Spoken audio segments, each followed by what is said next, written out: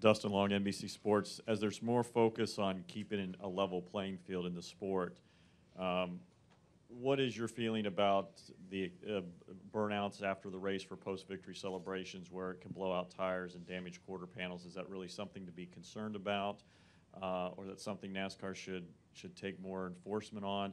And if you win, what's your burnout going to be like? Well, that'd be like all other burnouts. I've never blowed out the tires on purpose. But, you know, we've been doing burnouts for 30 years, it seems like. I mean, it just seems like in the Gen 6 car, once everybody started figuring out how to trick the underbody and things like that, everybody blows the tires out. So, you know, it's just hard for me to see the logic in.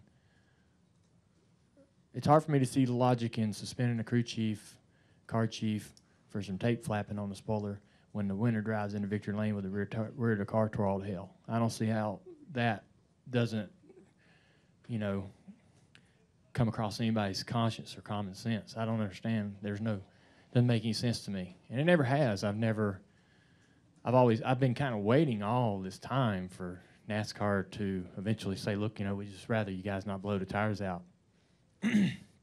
They talk about not wanting to be the fun police. Being the fun police is not on the radar of their damn problems. You know, I don't think they need to worry about, you know, that's a cop-out in my opinion. But I think that you can do burnouts, you know, without blowing the tires out. That happened for years. But with the Gen 6 car, maybe even with the COT, but I don't remember it too much with the COT. But, I mean, can anybody tell me who's the last guy that didn't blow his tires out? First Pocono race. The guy, I mean, will they blow them out at the end of every race this chase playoffs? I mean, is that that's just the new norm? It didn't really bother me till I thought about it. I'm like, the 24 is going to get suspended, crew chief, car chief, for this tape mess, and the winner of the race is riding in the victory lane with the damn rear of the car tore all to hell. You can't even take it. And I love Martin, and it ain't about Martin. I mean, every guy out there is done it. So I don't know. I don't know to be a very popular opinion about it, but that's how I feel. Why is it a cop-out? You said it's a cop-out for NASCAR to not be the fun police, but at some point, shouldn't the rules be all? Why do you feel it's a cop-out? I just feel like that they should step up. They're the governing body. It's obvious it's done intentionally.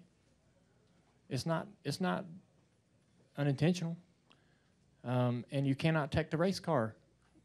They have to jack it up, put tires on it. If you're watching the video of these crewmen trying to fix that tape on that spoiler of the 24 car, imagine what the hell's going on in the car to gets to jack it up and put tires on it before it can go across the LIS. I mean, there's just, we go on and on about it. Everybody, it's something I don't really got to worry about no more after the end of this season. So, but I've been feeling this way about the blowouts for a long time. Like, damn, why don't they just tell them to stop? You can do a damn burnout without blowing the tires out. We did that happen. I mean, look at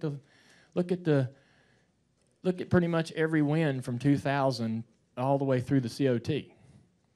You know, there's a lot of burnouts when the tires aren't. You have to deliberately do that. It's not like, oh, my bad, blew my tire. I mean, it's deliberate.